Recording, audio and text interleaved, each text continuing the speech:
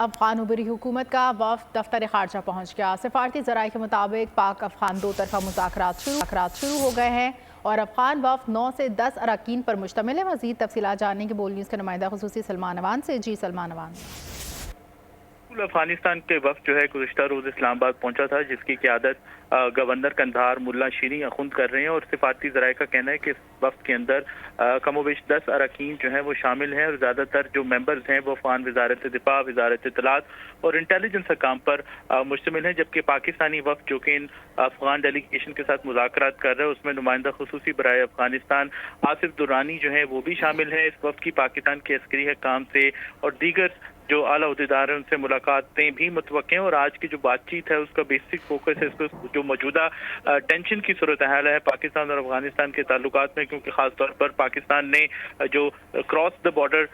Terrorism کا معاملہ ہے افغان حکومت کے ساتھ اٹھایا ہے، اس کے اوپر پاکستان کافی زیادہ زور دے رہا ہے کہ پاکستان کی طرف دراندازی جو ہے افغانستان کی جانب سے روکی جائے۔ ٹیررسٹ تنظیمیں جو کہ اس وقت افغانستان میں ان کو کھلی چھوٹ حاصل ہے، اور افغان رجیم یا طالبان رجیم جو ہے وہ ایک طرح سے ان کو سہولت کاری کا کردار بھی ادا کر رہا ہے، تو اس بات کے حوالے سے پاکستان کافی زیادہ زور دے رہا ہے۔ سلمان اوان